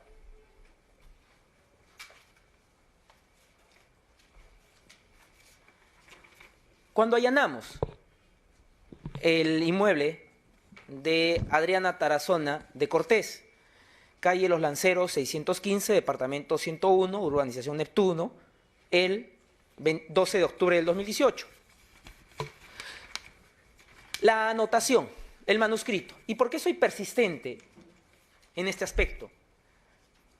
Porque se presenta la misma práctica que hemos señalado anteriormente, cuando hemos señalado en el domicilio de Vicente Silva Checa, y que la abogada no ha podido explicar por qué una persona, según sus palabras, que no tiene la capacidad contable, según sus palabras, que no es profesional en contabilidad, según sus palabras, que no tiene esa capacidad de dirección para temas contables, tiene un manuscrito que reza consultor especialista en temas partidarios, reconocido prestigio, no ligado al partido, finalidad, explicar técnicamente cómo se aplican en la práctica las normas legales que regulan el financiamiento. Miki, Úrsula, Carmen Vegas, Kike Ishida, K. Klimper. Entonces, podemos llegar a la inferencia lógica que a partir de esta evidencia podemos construir el indicio de que en efecto la persona sí tiene esa capacidad no solamente para determinar aspectos de financiamiento de campaña, sino que también aspectos que vayan a buscar algún tipo de entorpecimiento.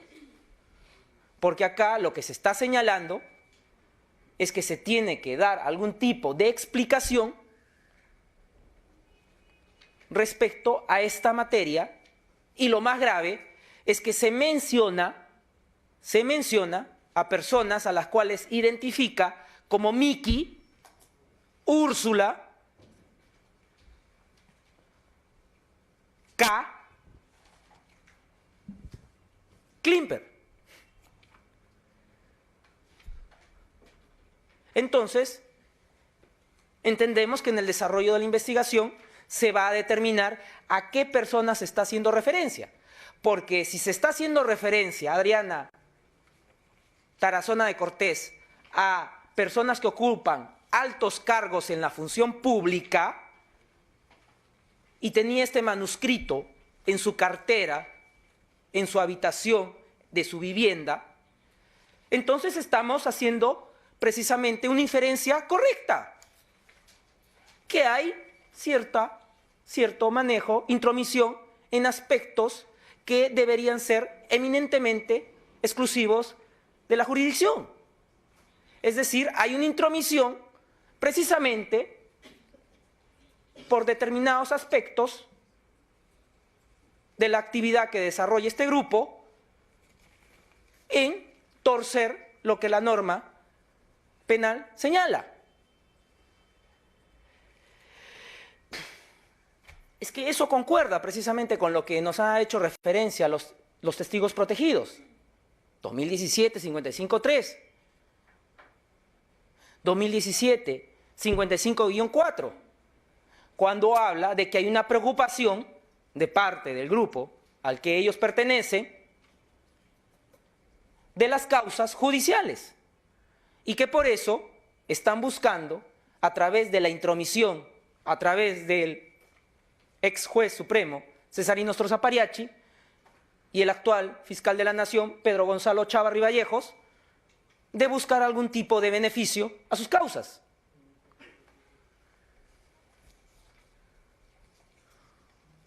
Lo he reiterado en varias oportunidades.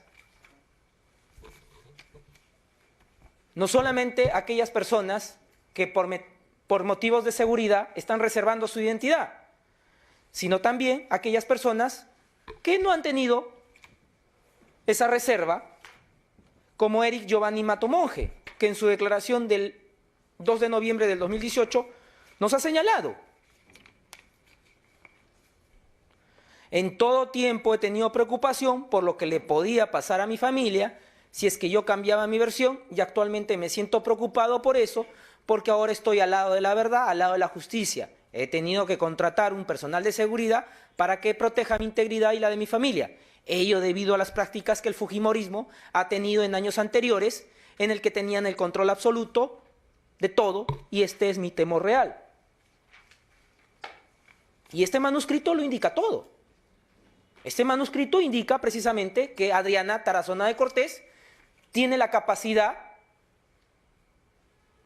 de identificar probablemente a altos funcionarios con los nombres de Miki, Úrsula, Klimper. O sea, es la persona que, siendo una técnica en contabilidad, como lo ha señalado su abogada defensora, no es una profesional en la contabilidad, no lo he dicho yo, lo ha dicho su defensa, nos habla de las personas de Miki, Úrsula, Klimper. Así es como la persona interactúa en las esferas de poder.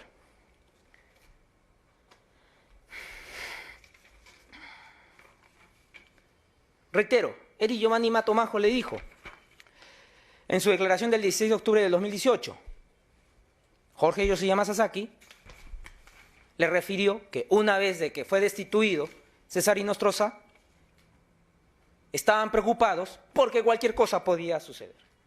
Y en efecto, viene sucediendo.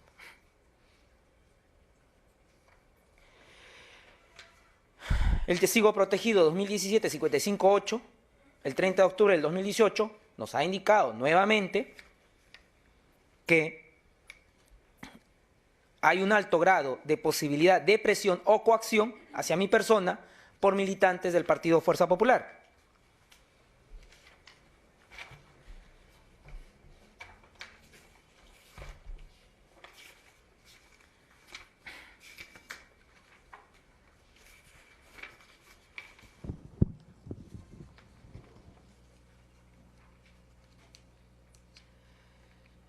Y cuando hice referencia precisamente a estos escritos de postergación, de diligencia o de declaración, e hice mención que Adriana Tarazona Martínez de Cortés firmaba conjuntamente con Luis Alberto Mejía Leca, como su abogado, cosa situación que no vamos acá a decir que no puede hacer uso del ejercicio de su derecho de defensa que se le reconoce, pero sí vamos a traer a colación qué nos dice Mayra Alexandra Castañón Dávila en su declaración del 13 de octubre del 2018, respecto a esta persona, Mejía Leca.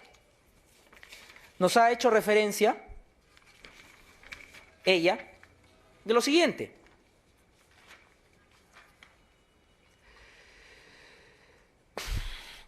Se apersonó a mi casa el señor Walter Regifo Saavedra con el señor Luis Alberto Mejía Leca.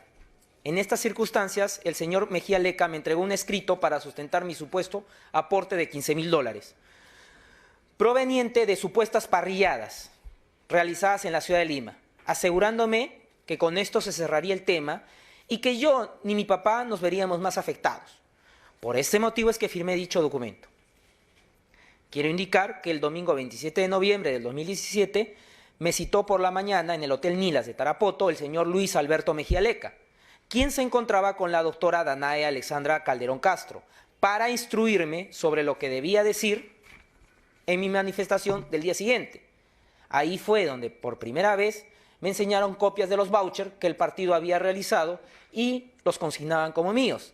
El señor Mejía Leca me dijo, debes memorizar los importes de los depósitos valorizados en soles y que diga que han sido hechos en el banco Scotia Bank. ¿Quién se apersonó? Mejía Leca. ¿Qué nos dijo el testigo protegido precisamente de Mejía Leca? En su declaración del 14 de octubre, Mejía Leca es el operador directo de Ana Hertz, Pierre Figari y Keiko Fujimori. Tengo conocimiento que cuando había problemas, Luis Mejía Leca llevaba dinero y cuando los candidatos tenían problemas, él les cobraba a los candidatos para solucionarles el problema. Y él es Mejía Leca, el que firma con Adriana Tarazona de Cortés. Él es, precisamente. Y como ya lo he repetido,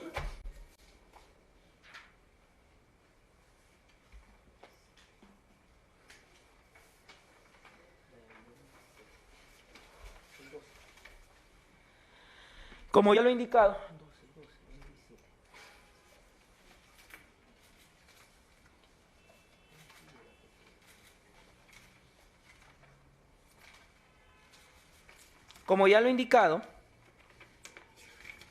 ella es identificada por el testigo protegido 2016-12-3. Ella es identificada como la persona que entregaba los recibos, las copias simples de las aportaciones, para los falsos aportantes. Entonces, es evidente, pues, de que estamos hablando de un alto peligro de obstaculización, porque esta persona, aun cuando su abogada la quiera presentar como que no es contadora, es la persona que hace la caja, ingresos y egresos a este grupo.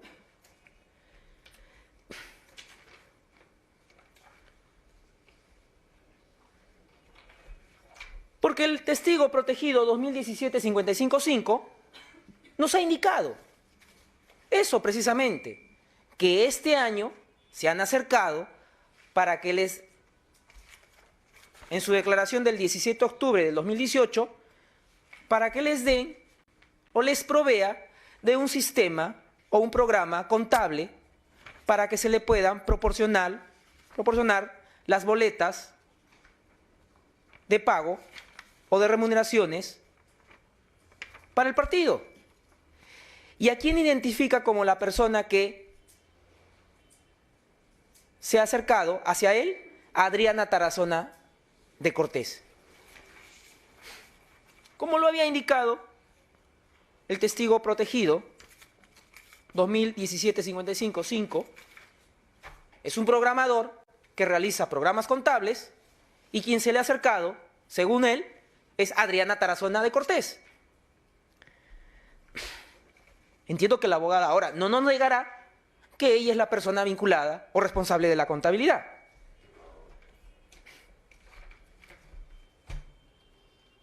O del manejo de las cuentas. Pero también debo indicar que, simplemente para hacer mención lo que ya he venido repitiendo, a través de esta medida